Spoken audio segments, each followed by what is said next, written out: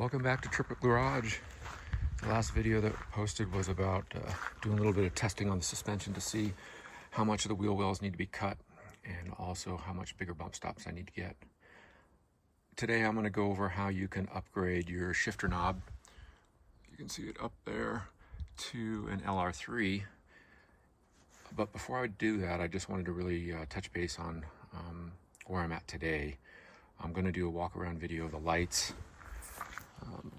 Just need a couple more pieces and parts in to finish up the lights, and I'll do a full review on the lights from Harbor Freight and whatnot. But these are the flashers, the flasher strobes that go in the bumper front and back. And this is going to be the setup for my backup battery. So this 12 volt 100 amp battery is going to be connected to a solar charger right there, and this solar charger is going to go through this device, which is going to cover up the hole in the roof right here. It's the OEM hole that's already there for the wires for the rock lights and for the solar panel and any electronics that are going to go into the tent. So you can see the rock lights mounted there on the side of the rack, and two rock lights mounted there on the back. So that wiring is going to go, it's all wired, but it's going to be brought into the cab through this device along with the wiring for the solar panel. The battery that I have here fits perfectly inside this side compartment. It has to be up off the ground a little bit because there's a curve. Sorry about moving the camera around constantly. There's a curve in the panel that goes here, so it has to be up off the ground a little bit for this piece to fit right over the top. I was originally going to put the Victron solar charger and the DC to DC charger and the stunt on the outside of this cover, like on the outside of the cover here. But I've got plenty of room inside here to install it all inside this box so you can't see it. So on the outside of the box, probably on the panel or maybe here, there'll be a fuse box for all the electronics that we're going to hook up when the truck's not running. And the DC to DC charger is probably going to go here. The solar charger is going to go here, and the stunt is going to go there, and the wiring is going to come out of here. These are the cables to connect the cranking battery to this backup battery system. And so if you're interested in seeing a video on how that works, let me know. The solar panel is going to go on top of the tent. It's going to be glued to the top of the tent. And the concept is, as we're sitting in camp, the solar panel is constantly charging this battery, and this battery and the solar panel will also be charging the cranking battery up under the hood. So we should never run out of power. I'm not doing a converter. Everything's going to be on 12 volt. So let's go up. I'll show you what I did from the back seat. So that shifter knob is a shifter knob off of an LR4. It actually should be the shifter knob off of an LR3. That's the instructional video that I found on YouTube about how to swap them out. And it doesn't work with an LR4 like it says in the video. So here's the OEM shifter knob, and the LR3 shifter knob at the bottom has that little trim piece. Sorry about the camera moving around. It has that little trim piece right here. So that gets popped off, and the bottom of this needs to be grinded out so it can go over the top of this piece. So if I had the LR3 shifter knob, the only thing that I would need to do is taper down this end to match, because the LR3 shifter knob on the bottom is wider. So I just used a little grinder like so, and just matched, and I just matched the taper of the end of that shifter knob. And everything looked perfect, except for the fact that the LR4, as opposed to the LR3 shifter knob, this plastic piece is longer.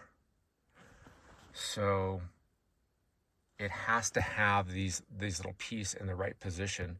So when you push the button, it unlocks the shifter so it can move from park to reverse to neutral. So the piece on the LR4 is longer. So what I decided to do, after I had it all matching exactly with this piece, and when I shoved it down into the shifter position, it was too tall, it wouldn't go in all the way. I realized I needed to cut this in half. I heated up a metal pin, like a part of a nail, and pushed it through the plastic and glued it together.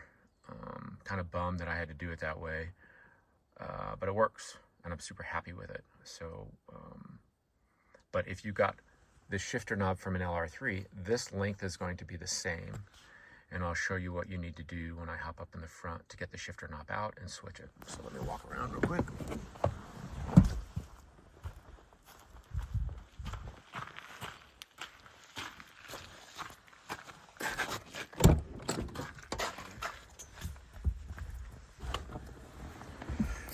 So the shifter knob in an LR3 has, this is in chrome, and I have this accent color that's going to go on this piece that I have here that doesn't serve any purpose. I'm going to put that same accent color on it. So how you get this knob out is you turn the key on, you hold the brake, you shift this to neutral, turn the car off, and once this shifter knob is in neutral, you pull the trigger on the shifter knob and pull it straight up. If you've never done it before, it might be kind of hard when it's in neutral to pull it straight up, and this is what you're going to get. Inside there, down right about where my thumb is, there's a little plastic piece that lines up with the grooves here to keep this thing from turning. But I've pulled this out so many times that was broken. So I pulled the trim piece out. I painted it to match.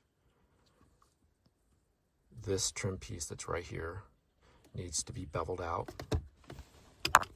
which I did with a tool like this, just straight up through the bottom of it, ground it out so it would slide over the sleeve. And then if you have the LR3 piece, you just want to match this taper, this bottom plastic piece, by grinding it to match the OEM one.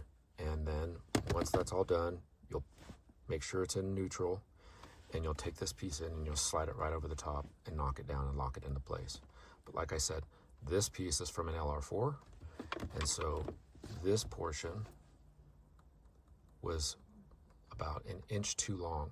So I just cut it in half. I melted a nail that I had snapped the ends off of. I heated it up with a little propane burner, pushed it into this piece on both sides, and put some epoxy and whatnot on it, and let it dry.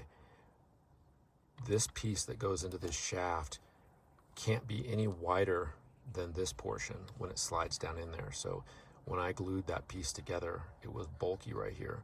So I had to take that little grinding wheel right there and grind it down till it was no bigger than this diameter, so it would slide in there. And there's a trigger on this side. There's a trigger right there, and it doesn't twist anymore. Obviously I've got the matched accent color in it, and it's obviously a little bit taller and bigger, so I'm super happy with that. So if you have any questions about the LR4 shifter knob in a Discovery 2, just comment down below. But don't make the mistake I made. Source used LR3, and then you won't have to cut this shaft in half. You'll just have to taper this down.